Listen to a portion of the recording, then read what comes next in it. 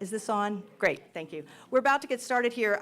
If there's anyone here who's a member of the gospel choir, we were hoping a few of them would be able to help us sing our opening song, Lift Every Voice and Sing. Is anybody here that's part of that organization? There was a little, they're very busy this month, so we're going to get going by singing that hymn in just a second. We have a recording so we can all sing along, and it's printed. Anyone who doesn't know the words, it is printed in your program. So.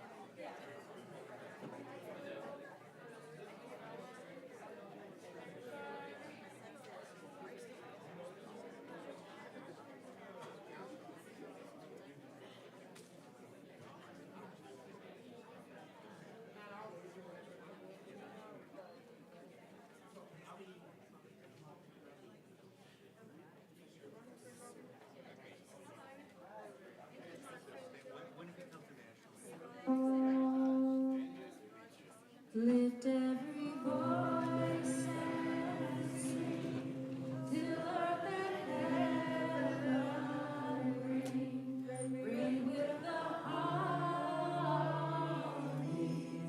of liberty.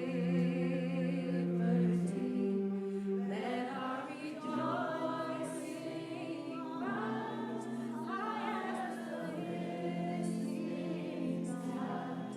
Let it resound loud as the rolling seas. Sing a song full of the faith that the dark past has taught us. Sing a song full of the hope that the present has brought.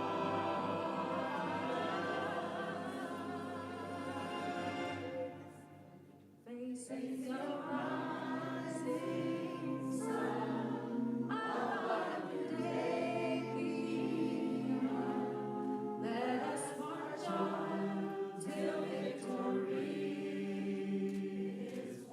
is won.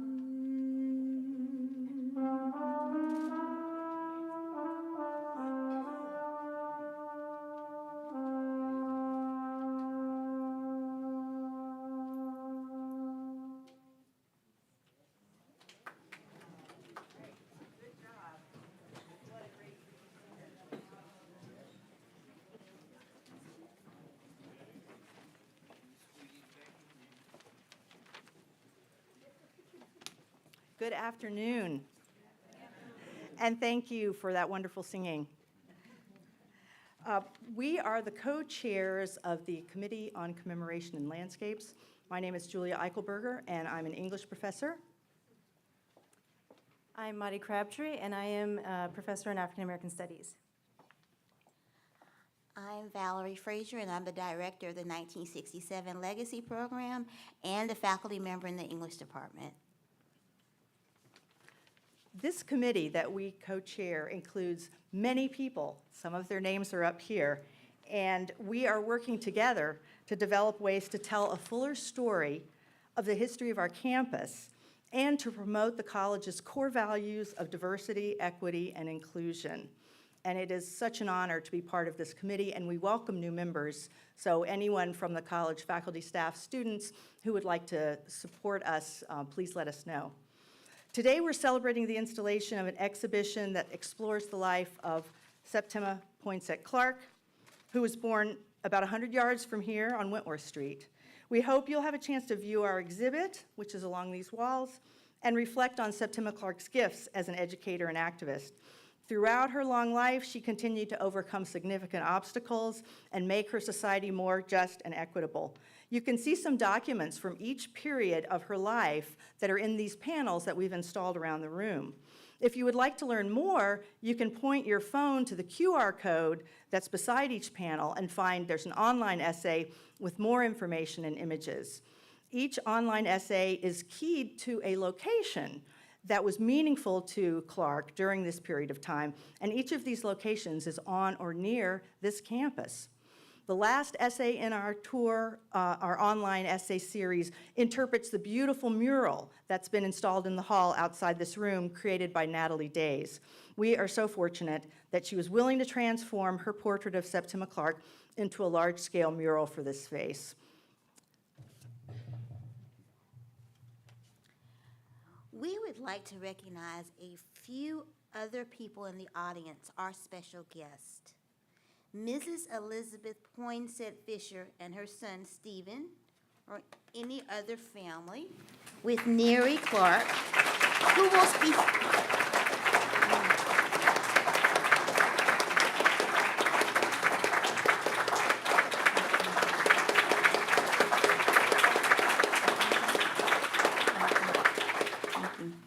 Neri will be speaking to you shortly. We want to also recognize members of Septima Clark's sorority, Alpha Kappa Alpha Sorority Incorporated, including Ms. Pearl Givens, Vice President of Gamma Xi Omega, and other members, and members of our own College of Charleston chapter, Iota Omicron.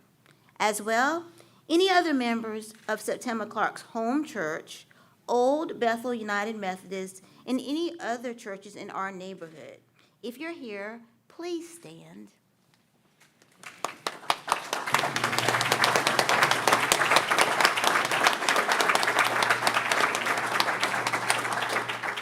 Thank you. Finally, we would like to recognize the departments and programs at the College of Charleston who have so generously co-sponsored this exhibit. If your department or unit is listed in this program, would you please stand so we can thank you? I see you.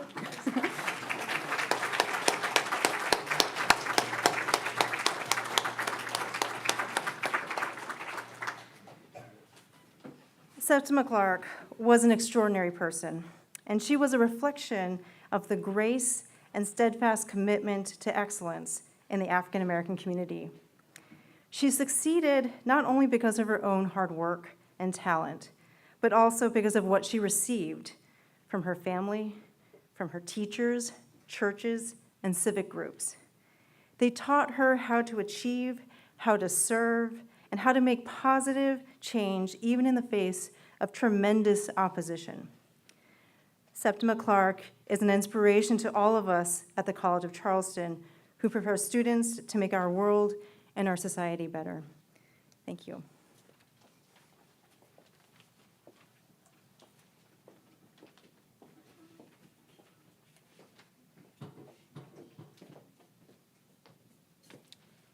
Good afternoon, everyone. On behalf of the College of Charleston, I would like to welcome everyone to this celebration of Septima Clark's life.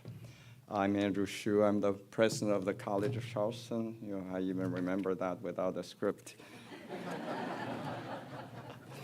Let me first thank Professor Crabtree, Professor Eichelberger, and Professor Frazier as co-chairs of the Committee on Commemoration and Landscapes.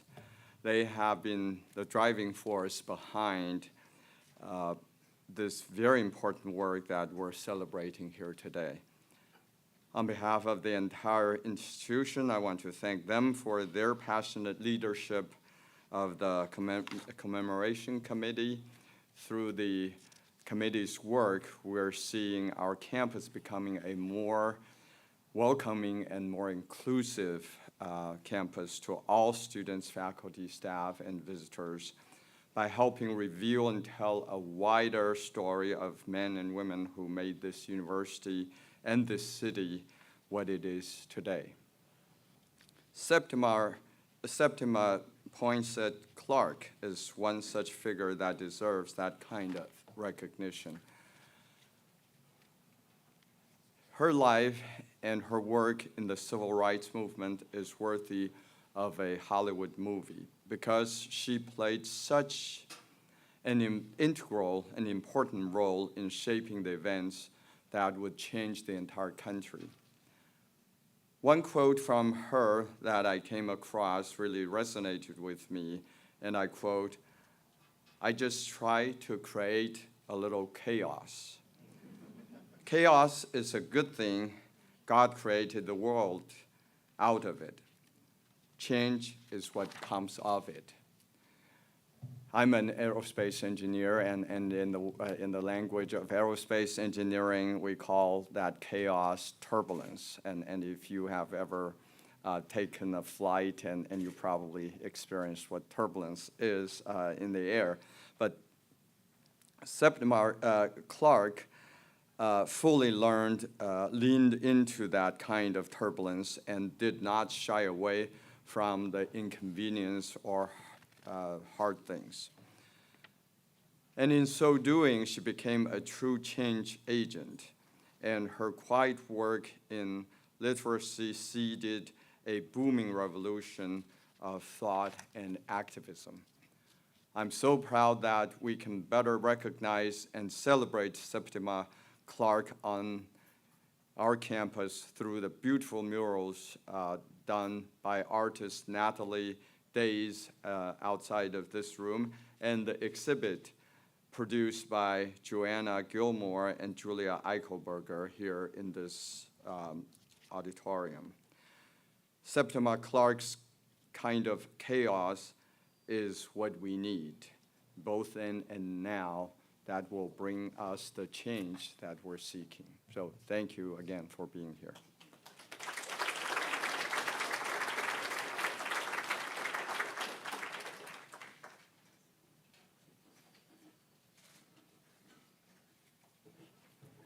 Hi everyone, my name is Aaliyah Wiggs, and I'm a freshman in the 1967 Legacy Program. And in this program, something we're really encouraged to do is to learn more about African American trailblazers who have paved the way for change and for progress, and I feel like Septima Clark really embodies what that means. When I first learned about this exhibit and I got to hear more about her life, it just struck me as sort of surprising that all of these things that she did and had to overcome were never mentioned in history classes that we're in. And even a century ago, she wasn't even allowed to teach in Charleston, but now the college has this exhibit in her honor.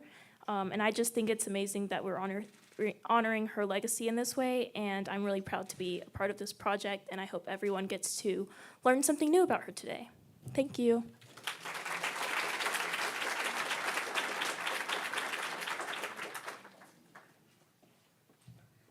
Hello, everyone. My name is Alyssa Kraft. I'm also a 1967 Legacy Scholar, and I am the first recipient of the Septima Clark, Esau, and Janie B. Jenkins Local Legend Scholarship. Thank you. Being the first recipient, I am beyond honored to be able to represent such an influential and impactful and amazing woman that Septima Clark is. That being said, I'm absolutely thrilled that CFC has decided to come together and recognize the hard work that Septima Clark dedicated her life to, and that they're allowing those who don't know about her or those that want to get to know a little bit more about her to come together and commemorate the hard work that she did. Thank you.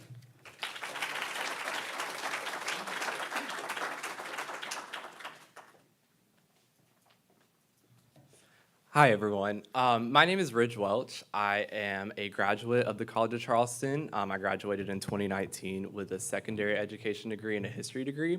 I first learned of Septima Clark in my freshman history of education class with Dr. Hell in this very building, and that's a problem.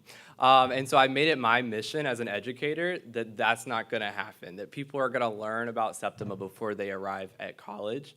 When we learned about Septima, some of us in Dr. Hell's class were a little bit surprised to learn that there was really nothing signifying the relevance of Septima Clark on our campus. And so we worked as a group to raise money and place a historical marker at her birthplace just a couple blocks down the road.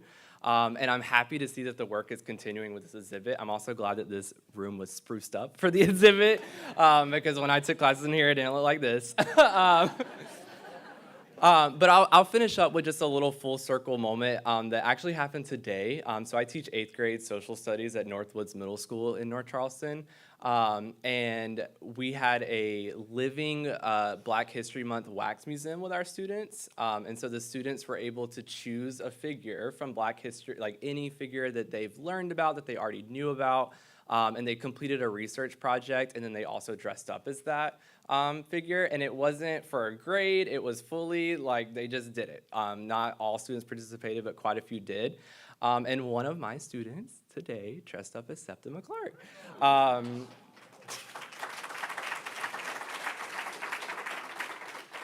And I'll just finish up by saying, so she told me she wants to be a teacher as well. And she said that that is why she chose Septima Clark, and she wants to inspire future generations as well. So I thought that was a great full circle moment, especially with what's going on tonight. So I think that's awesome. Thank you.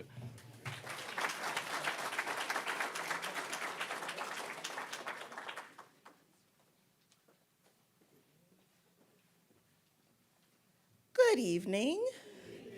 I am Dr. Tamara Butler, Executive Director of the Avery Research Center for African American History and Culture, and I'm here really because of Mrs. Clark.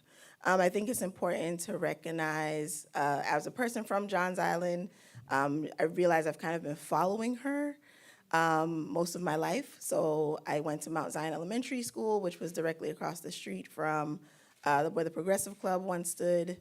I went on to graduate school, and in graduate school, one of the things that I was interested in studying was how do you teach about Gullah Geechee history to people, Gullah Geechee culture, and in it, I realized that there was a model that's already been set forward in the citizenship schools that Bernice Robinson, and Esau Jenkins created. And then I had the opportunity, I carried that as I trained teachers during my time as a teacher educator, and then I had the privilege of now being the director of the Avery Research Center. And so it really thinks about how you can come full circle. Also, I think I recently learned that my grandmother attended Promised Land as a child. We can't quite figure out if Mrs. Clark was her teacher or not, because my grandma's like, I don't remember. My grandmother was born in 1929, so I'm grateful to have her here with me. She's not in the room, but I think there's a lot of things that I'm hoping that we learn through this. One of it is that the College of Charleston acquired Mrs. Clark's papers in 1978. They've been processed. A lot of them are uploaded. Most of the materials are uploaded on the Low Country Digital Library. But I think the beauty of it is that there are boxes of her materials at Avery that I encourage each of you to come and see, because the exhibit is only made possible because somebody thought it was important to preserve the story along the way, right?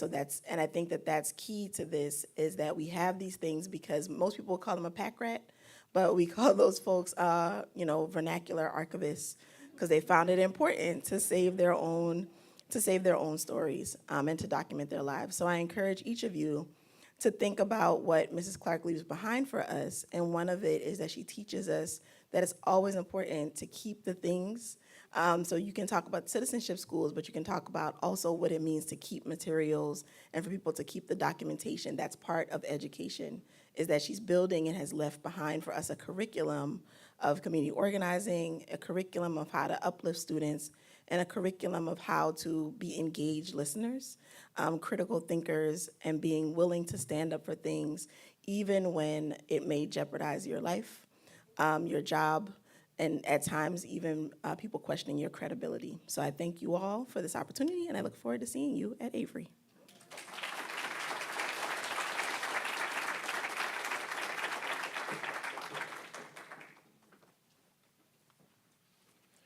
Good evening. I'm Dr. Anthony Green. I am the Director of African American Studies. And I'll just take a brief moment to reiterate and follow up behind my esteemed colleague, Dr. Butler here, about the significance of Septima Clark. It was interesting that President Hsu mentioned the quote, because I was just trying to conceive what words that I want to use to kind of honor and recognize Septima Clark as it relates to African American studies in particular. So creating chaos is ideal and perfect. And so the very existence of African American studies and the origin and the establishment of African American studies as a discipline came out of organized chaos on college campuses in the 1960s. So those students who challenged higher education to correct or implement a more inclusive curriculum came on the backs of student activism who followed in the footsteps of individuals like Septima Clark.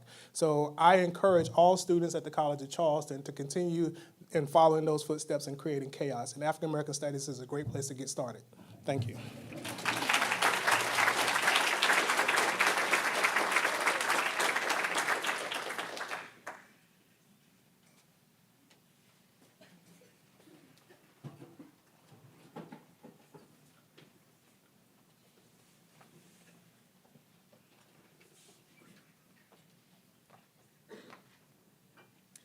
Good afternoon. On behalf of the president of the organization, Alpha Kappa Alpha Sorority Incorporated, Gamma Xi Omega Chapter, Ms. Vicki Stuckey, we are indeed, my name is Pearl Givens, and I'm the vice president of Gamma Xi Omega. We are indeed honored and feel blessed to be here today to witness such an event as this. Septima Clark was president of Gamma Xi Omega chapter back in 1952. I don't think I was, well, I know I wasn't born then, many of you weren't born then. And she was president from 1952 through 1954. So back then, even then, her leadership, she had her leadership skills in addition to the other things that she did within the community. So she saw a need beyond the obstacles that was there back during that time to see further things, not only with the organization, in addition to the community. So we are indeed pleased that this event, through some of the members of the organization, saw fit to see this particular event come to fruition. So thank you so much for having us here.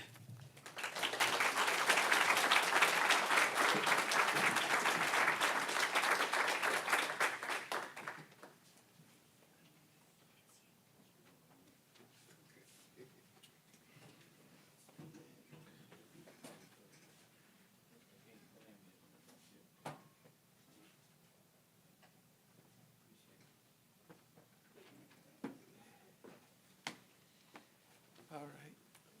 Hello, everyone. All right, I'll be brief. My name is Nerai Clark, and Septima Clark is my grandmother. Let you in on a secret. It's very rare that I called her Septima Clark. She was Mama Seppi to us. Everybody knew Mama Seppi.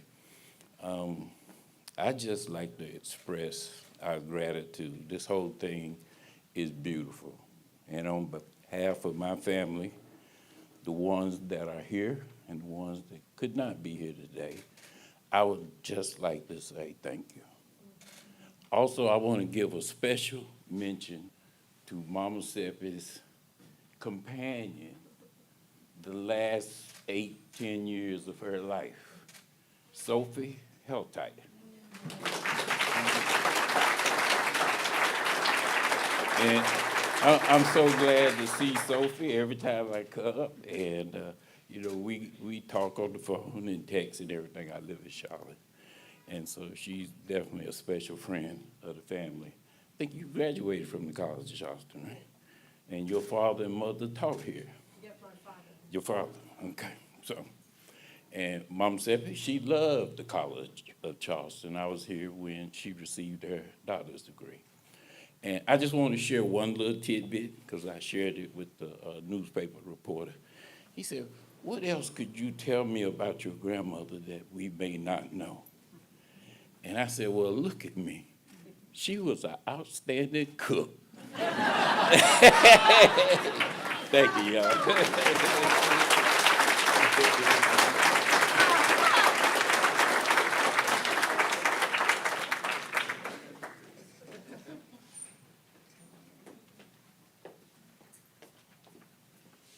thank you so much, everyone, for sharing your reflections on the importance of Septima Clark. I wanted to just remind you that we have essays about Septima Clark in addition to the exhibition panels that are along these walls. And if you'd like to see them, you can use your phone to get a hold of them. On the left is the Discovering Our Past tour. And there are quite a few other essays on that website that people from the College of Charleston, students and faculty, have written. And we're going to continue to write more essays. And you may know of a topic that you'd like us to write an essay about and share. So please let us know if you have some ideas.